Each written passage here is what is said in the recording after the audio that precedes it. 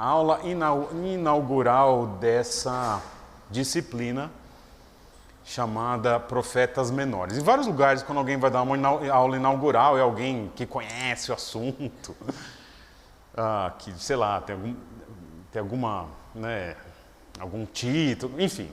No meu caso, é só porque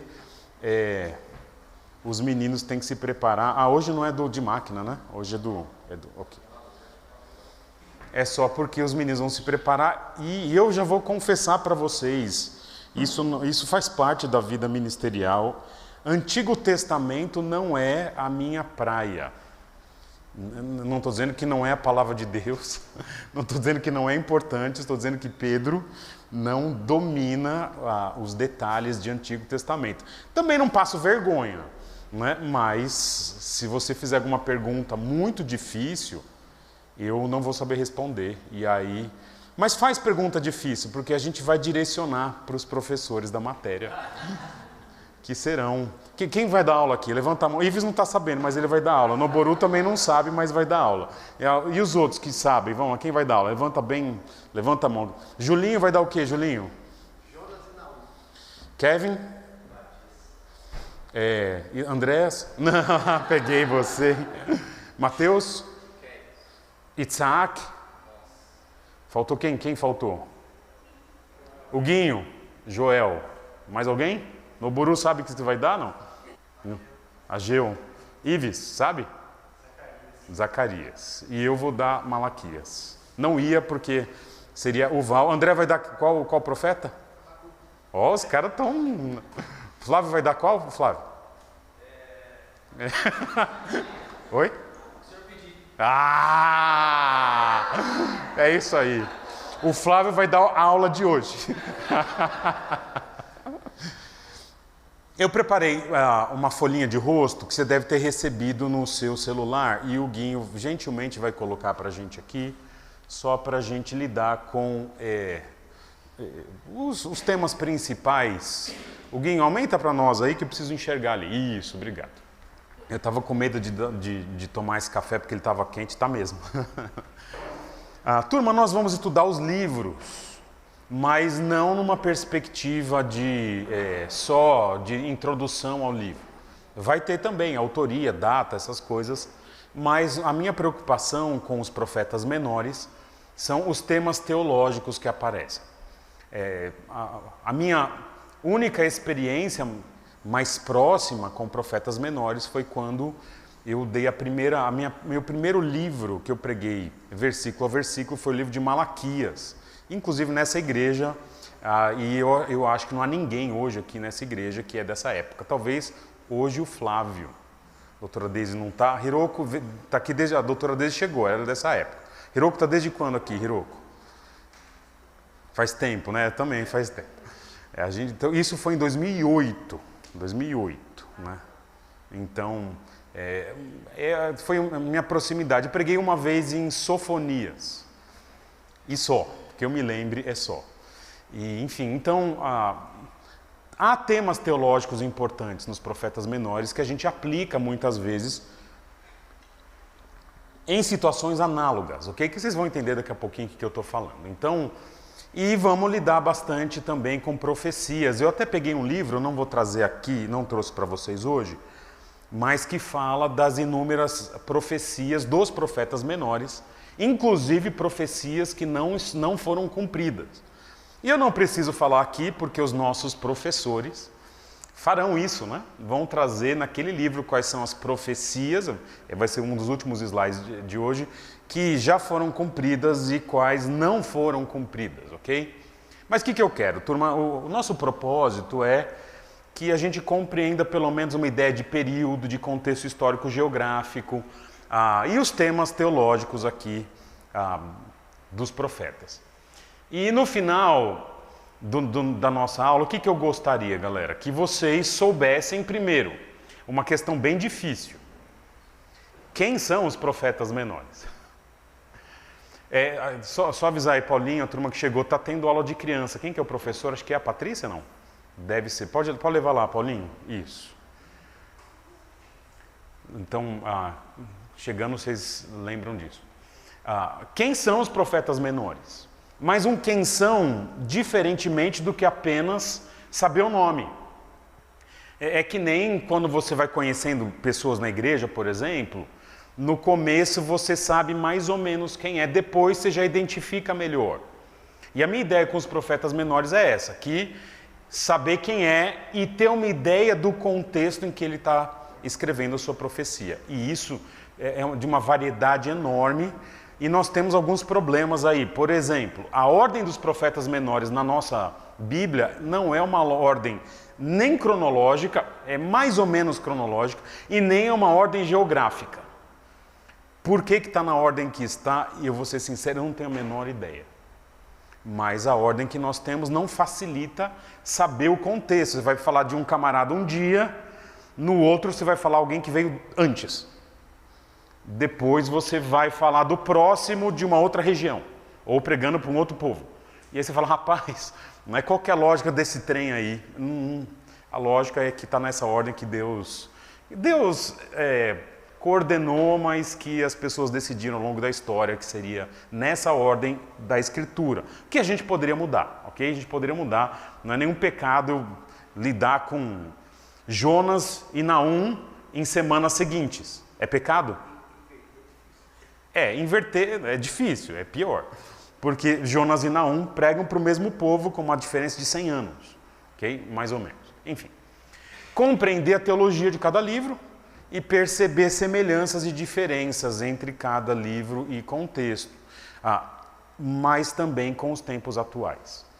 O que me chamou a atenção naquele tempo que nós lidamos com Malaquias aqui foi a atualidade do livro. Por causa do dízimo? Não. Malaquias é atual porque toca nos temas do dia a dia. Toca no tema de casamento, toca no tema da excelência no serviço ao Senhor, toca no tema da infidelidade, enfim, uma série de questões importantes.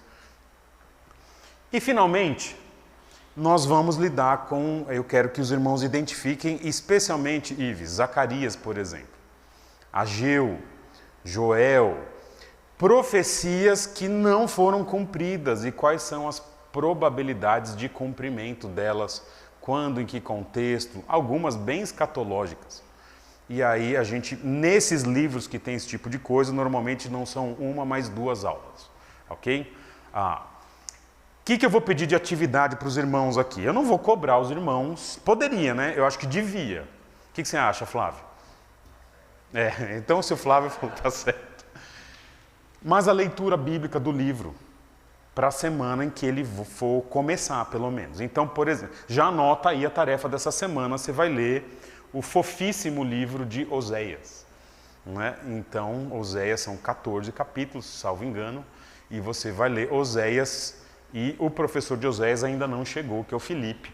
Mas considerando essa reunião que nós tivemos, né, Kevin e Hugo, em que 10h30 da noite eu falei, Felipe, eu acho que eu não estou conseguindo mais raciocinar, certo, Danilo? A gente pode ver isso semana que vem? Eu acho que 2 aulas seria pouco. Mas o Felipe já está muito bem preparado para Oséias. Se preparem, vai ser muito bom todos eles. Então vamos começar, olha aqui. A introdução, que é hoje. Prazer, tudo bem? Hoje. Depois, Felipe com Oséias. Veja, vai ter no carnaval, hein? Carnaval Oséias, né? Nada assim, nenhuma semelhança aí, mas enfim. Depois tem mais uma do Felipe. Depois vem o Joel com o Hugo. Depois o Amós com o Isaac. Depois o Obadias com o Kevin. Já tinha lido o Obadias, Kevin, antes? Já, claro. Dominava o Obadias. Depois tem Jonas com o Júlio. E depois tem o livro de Páscoa. Não, é o culto de Páscoa. Aí vou dar uma EBD especial. Depois tem Naum com Júlio. Depois tem Miqueias com Mateus, Abacuque com André, Sofonias com Cassiano. Depois tem o aniversário da igreja, que deve ser um preletor de fora. Dia das Mães, é um outro profeta menor. E depois tem Ageu, Zacarias, sobe lá, Huguinho. Zacarias 2 vezes e depois Malaquias. Já que eu preguei Malaquias, o mínimo que eu posso fazer é dar uma aula. Ela estava reservada para o Val, que é aquele ticuna que fez ministério com a gente ano passado, mas a notícia que eu tenho para a igreja é que o Val não retornará para o seminário, foi para um outro seminário, então eu tive que assumir a aula dele. Então é isso. Então já se prepare, se tem alguém que você não gosta, venha mesmo assim. Você não sabe, né, como é ele dando aula de profetas menores. No meu você pode faltar, mas enfim, esses são os meninos aí que vão dar aula, né? E é interessante que acho que o mais jovem, volta lá, Mateus, acho que você é o mais jovem, certo? E quem que é o nosso decano ali? Volta ali, Guinho. Desculpa. Quem que é? O Sérgio não vai dar aula, né? Então vai ficar Cassiano, né? Julinho, nosso decano, que vai dar 2 aulas, inclusive 2 profetas, parabéns, né? Então, é isso. Oi? Parabéns. Se o Júlio sobreviver, né? Então, já tá, né? Legal, vamos falar do contexto, então, contexto histórico-geográfico, e eu vou aproveitar a última matéria que nós tivemos, que foi a matéria de panorama. Nossa, uma galera chegando só para EBD hoje, hein? O Filipinho tá chegando aí, pessoal. Não vou fazer o que o Mateus fez comigo ontem, de ficar em oração aqui para a pessoa se sentir constrangida quando chega, né? Fizeram isso comigo nos adolescentes ontem, né? Qual que é o contexto, então, dos profetas menores? Eu quero trabalhar aqui com vocês o que eu trabalhei, então, na matéria de introdução ao Antigo Testamento. Tudo bem, Cassiano, Júlia, e aí, crianças, tudo bem aí? Sejam bem-vindos aí, viu? Tá bom, de nada. Acompanha comigo, então, a história inteira do Antigo Testamento. Momento aqui, 3 minutos de história. Acompanha comigo, pode ser? Pode ser? Vocês lembram? Vocês lembram de panorama? Lembram de introdução ao Antigo Testamento? Então, 3 minutos nós vamos sair de Gênesis 1 e vamos chegar em Malaquias 4. Pode ser? 3 minutinhos? Gênesis capítulo 1, capítulos 1 a 11 vai falar das origens. Capítulo 1, origem do mundo. Capítulo 2, a origem da humanidade. Depois a origem do casamento e depois, capítulo 3, a origem do pecado. Em seguida, fala da origem dos povos, do capítulo 4 ao 11, e do espalhamento dos povos e onde as nações ficaram. E vem, ali para o capítulo 10, capítulo 11, também a questão do dilúvio e a recriação da humanidade a partir de Noé e de sua família. Essas são as origens. No capítulo 12, entretanto, chega a origem de um povo, o povo judeu, na pessoa de Abraão, que inclusive lidamos recentemente aqui na igreja. E Abraão é alguém que não tem filhos, até que Deus promete um filho, e desse filho uma grande nação. E aí surge a figura de Isaac, e depois Isaac vai ter 2 filhos, Esaú e Jacó, e de Jacó vem inclusive as 12 tribos de Israel. Lembram disso? Esse é o período dos patriarcas, estamos falando algo em torno de 2000 a.C., 4.000 anos atrás. Jacó tem 12 filhos, um dos filhos é um homem chamado José, ele é um menino mimado, ele é protegido do pai, ele denuncia seus irmãos, os irmãos não gostam dele, vendem ele para o Egito e Deus o abençoa no Egito. E quando tem uma grande fome na família de Jacó, essa família de Jacó vai buscar comida no Egito, reencontram José, e José depois, numa série de idas e vindas, pega a sua família de Jacó ainda, e seus irmãos com esposas, filhos e tudo mais, e em 70 e poucas pessoas eles migram para o Egito. Nesse período do Egito, eles vão ficar 400, 450 anos ali. Em algum momento, aquela família cresce, e cresce tanto, e um faraó que não conhece a história de José escraviza aquele povo, e eles ficam ali na terra do Egito por 400, 450 anos, e agora eles são escravos. Ao fim desse período, Deus chama um homem chamado Moisés para libertar esse povo, e Moisés, através de uma série de milagres, ele tira o povo do Egito. E o povo, no ano de 1445, segundo a teoria que a gente assumiu aqui na igreja, esse povo sai do Egito e vai para o período do deserto e da conquista.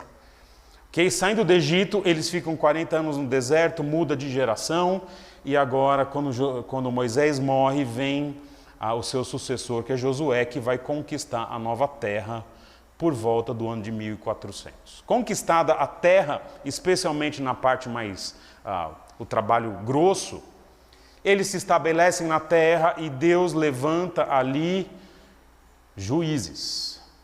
Num período de mais ou menos 355 anos, em que a nação se estabelecendo na terra tem que fazer o trabalho fino de tirada dos povos pagãos da terra de Canaã. E é uma série de infidelidades, o povo peca, Deus pune, o povo se arrepende, Deus levanta um juiz, são vários ciclos, mas ao fim desse período fica claro que é necessário que Israel tenha um rei. E aí, por volta do ano 1000, as datas não são precisas, são aproximadas, Deus decide juntamente com o povo que haverá um rei, e esse primeiro rei é da dinastia de Saul. Saul reina por 40 anos, é um rei infiel, e Deus decide estabelecer uma segunda dinastia, que é a dinastia de Davi.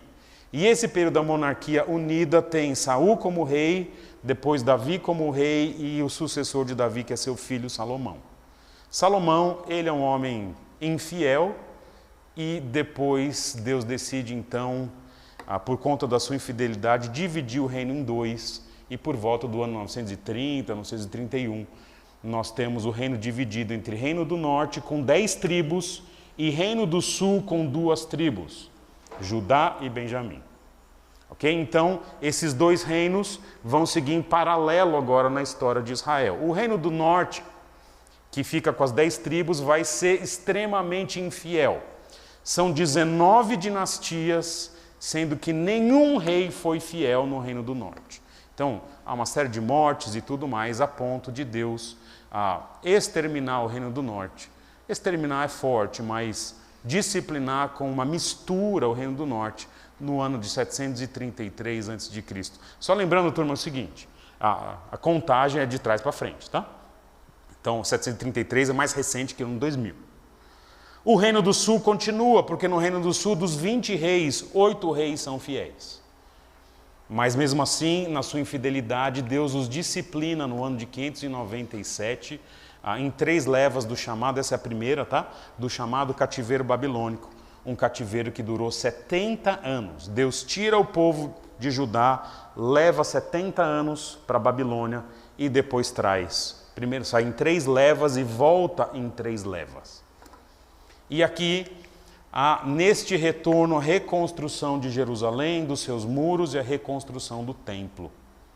E a partir daqui, os profetas agora, os últimos profetas, que são Ageu, Zacarias e Malaquias, lidam com o tema da reconstrução e de que a próxima etapa do plano de Deus para Israel, ali naquele lugar, será com a chegada do Messias. E no ano 435, quando Malaquias encerra seu livro, termina o Antigo Testamento. Depois vai vir uma sucessão de reinos, ou de impérios, até que chega o Império Romano no ano 27 a.C. Mas esse é o resumo da história de Israel.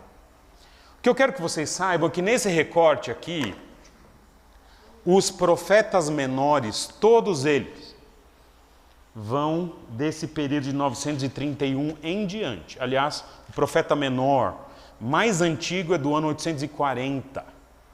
Então, os outros vão vir do ano 840 até o ano 435. Eu não sou muito bom de matemática, mas eu acho que dá 405 anos, é isso?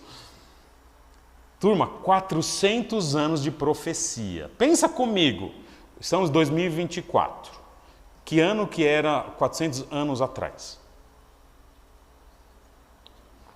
1624. Como era o Brasil em 1624? O que era? Você estava na roça, né? Então, 400 anos é muito tempo. É claro que na modernidade o tempo passa de forma diferente. Ele corre mais rápido. Mas são 400 anos de profecias. Então, é nesse contexto aqui que pega um reino dividido, um reino do norte, extremamente idólatra, um reino do sul com idas e vindas, avanços, recuos, arrependimentos, retornos, depois cai de novo. É nesse período, com cativeiros iminentes e com retorno, que nós vamos ter as profecias dos profetas menores. Beleza? Tamo junto aí? Legal. Vamos definir então, já que a matéria é profetas menores, o que é um profeta. Eu quero fazer primeiro a definição teológica de um profeta e depois, a partir das palavras do Antigo Testamento, quais são as palavras que são usadas para se referir a um profeta. Teologicamente, profeta é um dos 3 ofícios. Estou roubando esse termo dos irmãos presbiterianos, né? Não sei se é a melhor coisa roubar um termo desse no dia de batismo, né? Mas enfim, eu estou roubando os 3 ofícios da teologia reformada mais presbiteriana, falando dos ofícios de rei, profeta e sacerdote. Profeta compõe um dos ofícios com uma questão importante. O profeta, ele tinha a tarefa de receber mensagens e entregá-las ao povo. O Leisor, no excelente livro que o Hubbard, ele mais um, tem, ele diz o seguinte, que é aquele que fala em nome de um Deus, que existia profeta de outros deuses, não verdadeiros, claro, e ele interpreta a vontade desse Deus para o homem. Então entenda o seguinte, ele é um mensageiro, mas ele não é só um mensageiro. Vocês vão ver já pelas palavras aqui. Às vezes ele é um teólogo. O que é o teólogo? Ele recebe a mensagem e interpreta para o povo ouvir ou para o povo não ouvir, dependendo do objetivo daquela mensagem. Okay? Então, ele é aquele que compõe o ofício de receber mensagens. O sacerdote tem o ofício de entregar ofertas, então faz o caminho oposto. O profeta recebe e entrega, o sacerdote recebe e leva, e o rei é aquele que administra aquilo tudo. Ok? E é um representante de Deus para o povo de Israel. As palavras que são usadas, a primeira palavra é nabi, não é interessante que é uma palavra, a gente fala, nabi tem duas sílabas em português, mas no hebraico são 3, porque são 3 grupos de consoantes, né? Olha aqui, nabi. E nabi tem que terminar com um som cortado na garganta, porque o aleph é um oclusivo. Amanda, cadê a Amanda? É oclusivo glotal, né? É isso. A Amanda é fonoaudióloga, estava lembrando. Então, nabi. Ok? Nabi, aí parou, você fecha o ar lá. Né? É o termo hebraico mais comum e ele possivelmente vem, e isso segundo uma teoria do acadiano, que significaria chamar.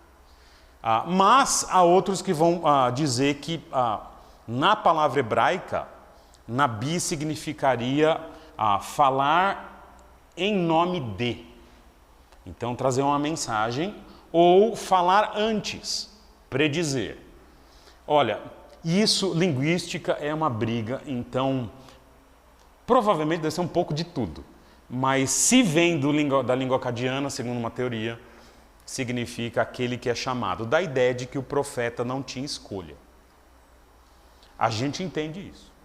Olha, eu acho, talvez, que eu escolhi ser pastor e teve Deus também, né, na história. Com certeza Deus estava no processo, por causa de Efésios 4:11, quando diz que, Cassiano, ele mesmo concedeu.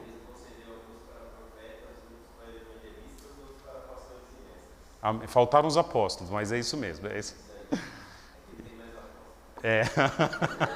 Nem profetas. Interessante. Então, Deus concede as funções até hoje, menos a de apóstolo e profeta, que já morreram. Mas a gente entende que, diferentemente de pastores evangelistas, possivelmente diferentemente, apóstolos e profetas não tinham escolha. Pensa num Jonas. Eu não quero ir para Nínive. É? Você não quer ir para Nínive? Vou brincar um pouco com você, não é? Como que chama aquelas brincadeiras? Não façam isso no retiro, galera. Já vi muita gente. É o que eles fazem com o profeta Jonas. Outra palavra que é usada, Ish Elohim, que significa homem de Deus, é muito usada no Antigo Testamento. A ideia é alguém que fala da parte de Deus e que é digno da confiança de Deus para trazer sua mensagem. Então é muito usado, às vezes, um homem de Deus como sinônimo de profeta. E a última palavra, que é rosé, significaria vidente. Ou seja, a palavra vidente, até no português como no hebraico, vem do verbo ver. É aquele que vê é quase, né, um munha, né? É aquele que vê além do alcance. Não é? Nossa, eu fiz uma referência aqui. Quem pegou? Quem pegou? Ah, a galera do Thundercats pegou. Então, é aquele que vê antes de todo mundo. É essa ideia aqui do vidente. São palavras comuns usadas, com exceção aqui de homem de Deus, para profetas verdadeiros e às vezes para falsos profetas, ok? Então, vidente e nabi, né, são palavras que podem ser usadas. Aí tem a qualificação no texto, se ele é um profeta da parte de Deus ou não. Algumas características, eu coloquei 3 aqui do que é um profeta. Primeiro, é esse chamado que eu falei para vocês. Muitos dos profetas na Escritura têm um chamado revelado. Vou citar alguns, por exemplo, Jeremias tem um chamado revelado. Se eu não me engano, que eu me lembro, Ezequiel tem um chamado revelado, né? Então, quando o profeta necessita de uma autoridade sobre a sua profecia, normalmente o texto do Antigo Testamento revela como que ele foi chamado. E muitas vezes não é um chamado legalzinho, não. Né? Você pega um Jeremias, o chamado é: ó, meu amigo, eu vou te chamar, você vai sofrer, você vai pregar, as pessoas não vão te ouvir, né? E você não vai poder casar, você não vai ter filhos, enfim. Mas quando ele fala, a revelação do chamado indica que aquele homem tem autoridade, ele foi chamado por Deus assim, assim, assado. É interessante, pensa nos reis de Israel. Fala para mim dos reis, o que qualifica um Davi? Qual é o episódio que você sempre lembra da vida do Davi? Fala aí, fala aí. Matou gigante, nossa, você foi boazinha, mãe, legal. Davi era rei, então deixa eu ver, levar para onde eu quero. Davi era rei, mas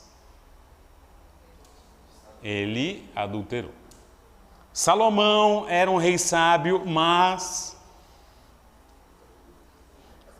mulherengo. Pensa, Eli era sacerdote, mas péssimo pai. Pensa comigo agora. Daniel era profeta, mas tem um profeta que tem um mas, que eu me lembro. Quem é? Quem é, Júlio? Jonas. Mas pensa comigo. Dos ofícios do Antigo Testamento, os profetas eram homens de caráter, gente santa. Mas não? É difícil você ver um profeta com falhas morais, falhas éticas, e quando pisavam na bola, tipo, rolava um leãozinho para fazer um almoço, não é? Eram homens de caráter, diferentemente, muitas vezes, dos sacerdotes e dos reis. E, finalmente, eu usei a palavra conselho, tá? Para ter tudo ser, né? Mas eles tinham um conselho, uma mensagem que era de origem sobrenatural, que era muitas vezes diferente dos reis e diferente dos sacerdotes também. Então, isso é o que define um profeta, seu chamado, o seu caráter santo e um conselho que vem da parte de Deus. Esses são os profetas, beleza? Fala agora dos profetas menores. Por que chama profeta menor? Porque o livro é pequeno, né? É só por isso. É interessante que... E Daniel é um livro pequeno, não é, galera? Quanto que tem Daniel? Oi? 12, né? Acho que é 12, é 12? Vocês que são bons aí? 12. Zacarias tem quanto? Oséias tem quanto, Felipe? 14. Ué, por que Daniel não é profeta menor? Possivelmente por causa da importância histórica dele. Mas ele é um profeta.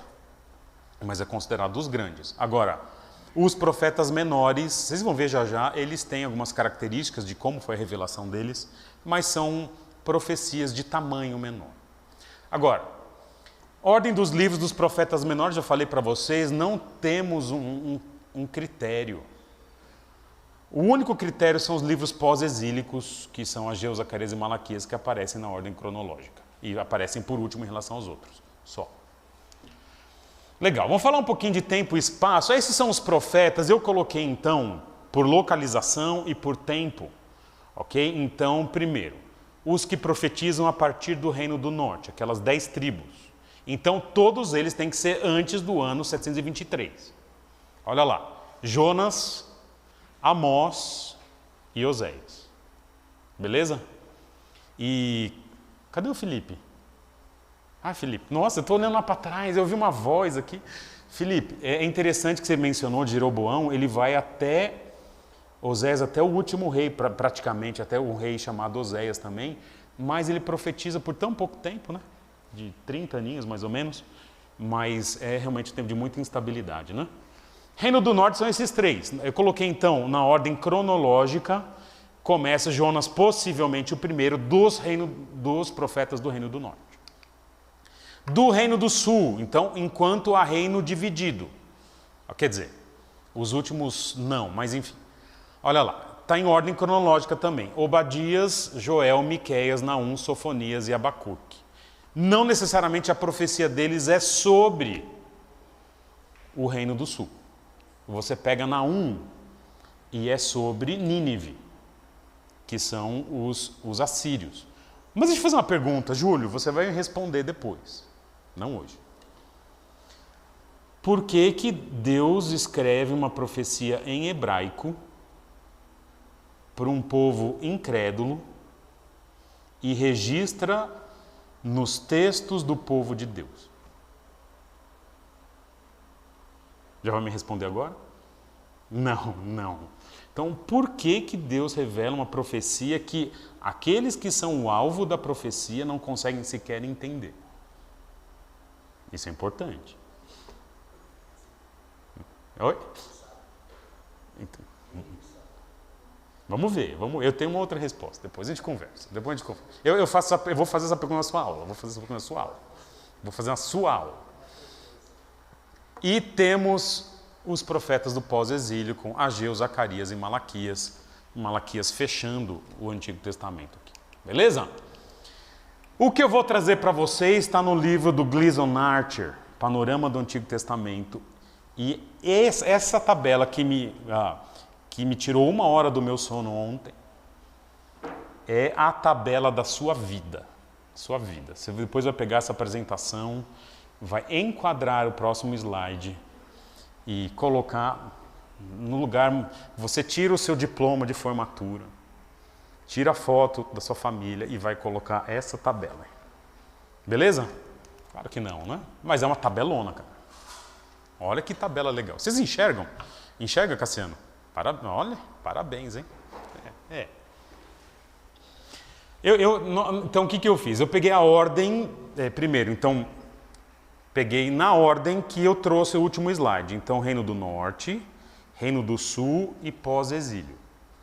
Ok? E eu vou falar, então, algumas questões importantes. Então, a data, que vocês já viram no último slide. Quem são os profetas contemporâneos do indivíduo? No caso de Jonas, ninguém. Quem é o público-alvo da sua audiência? É Nínive. Na verdade, não. É o público-alvo, é o público de onde ou em que narra a sua profecia, enfim. Mas olha que interessante. Qual é o poder mundial que está dominando o período? E é interessante que de onde vem a fonte, inclusive ele dá os reis. Tiglat-Pileser, Assurbanipal, esses nominhos assim. Eu não quis colocar aqui porque para a gente não teria... E eu coloquei na última parte ali quais são os reis que estão governando na época. Que no caso é Joás e Jeoacás. Primeiro o rei de Judá e o rei de Israel. Depois não vai ter mais rei de Israel. Só em Judá, porque aí a nação de Israel acabou. Ok? Depois vem Amós, ano 760, e ele é contemporâneo de Oséias. Então, quem que vai lidar com Amós? Isaac e Filipe. É muito importante vocês conversarem. Porque vocês estão lidando com profetas do mesmo período e da mesma região. Tipo, se bobear, eles tomavam café junto, comiam pizza, kosher, claro, né? Não de calabresa e presunto, mas então eles se conheciam ali. São de Israel do Norte e os reis são de Uzias até Jeroboão II. e no caso de Oséias, é só Uzias e Jeroboão II, no caso de Amós, e no caso de Oséias, Uzias a Ezequias no Reino do Sul e Jeroboão II a Oséias no Reino do Norte. Só mencionando aqui, profetas da época de Oséias, Filipe, Isaías e Miqueias. Quem vai fazer Miqueias? Mateus.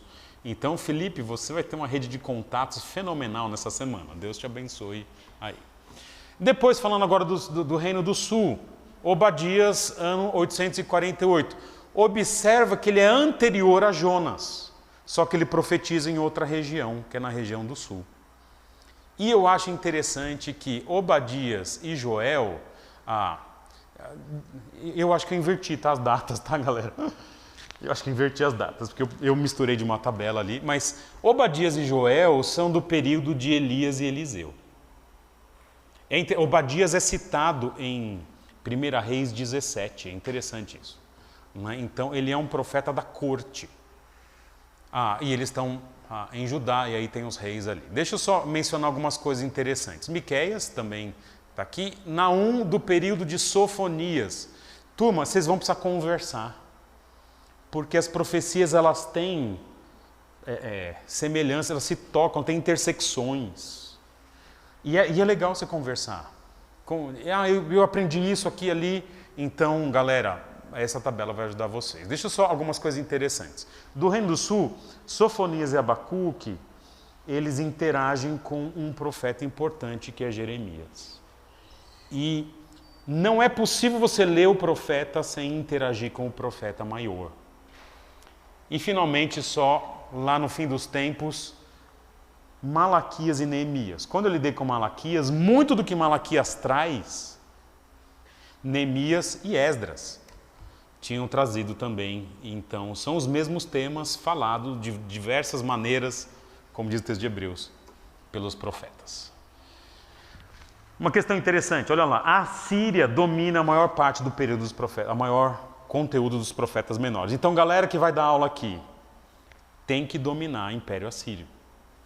Depois Babilônia, ali só com Abacuque, e depois Medo-Pérsia com Ciro, Dario e tudo mais, e outros, ali com Ageu, Zacarias e Malaquias. Beleza? Legal, vamos seguir aqui. Só colocando aqui, isso eu peguei da internet, em espanhol inclusive, só para vocês terem uma ideia ali, Reino do Norte em cima, Reino do Sul embaixo, e como que está mais ou menos a colocação, a distribuição dos profetas menores no Antigo Testamento, ok? Lembrando aqui nesse slide, colocando especialmente para onde são as profecias.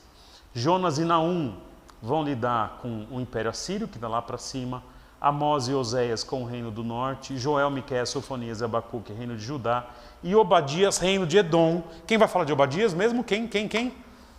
Obadias, temos aqui algum de Obadias? Vamos descobrir. Obadias, eu quero compreender, a mesma pergunta que eu fiz para o Júlio, eu quero compreender por que ele usa o termo Edom ali. Então, essa é a minha expectativa. Já estamos caminhando para o fim aqui, já são 10h11, eu tenho 9 minutos e eu vou terminar a nossa aula em 9 minutos. Eu quero então caracterizar a profecia daqueles primeiros profetas, desses aqui, Jonas, Amós, Oséias, Obadias, Joel e Miqueias, ok? Esses 6 primeiros que profetizam no século 8º ao século 7º, mais ou menos. Esses camaradas profetizam no reino dividido, ou seja, ainda existe Reino do Norte e Reino do Sul, beleza? Como eu trouxe a história para vocês agora há pouco. São esses daqui que eu trouxe para vocês. Algumas características interessantes dessas profecias aqui. Primeiro, até o século anterior, lembra na corte de Davi, por exemplo? Quem era o grande profeta que atuava na época de Davi? Quem? Que confrontou ele ali, quem que era? Natã, lembra que era Natã? Qual foi o livro que Natã escreveu?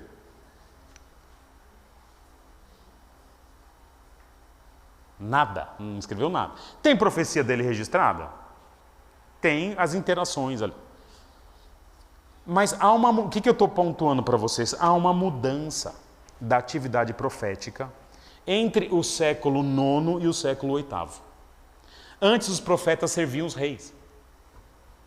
Serviam na corte dos reis. Estava lá, aqui está o rei, está o ministro da economia, não sei o que, o ministro da guerra, e estava o profeta lá. Depois, o profeta, a partir de Jonas, Jonas ainda, mas ele começa a ter independência e ele não prega mais para o rei, ele prega para o povo. E aí muda a mensagem. Ju, você pode ligar o ventilador para nós, por favor? E mais, ao pregar para o povo, isso é interessante. Por que nós não temos então esses profetas antigos, o registro? Eles escrevem, porque a ideia não é só que o povo tenha acesso na hora, mas que fique para a posteridade. Então é por isso que nós vamos ter profetas menores que vêm do reino dividido em diante, porque eles começaram a registrar suas profecias.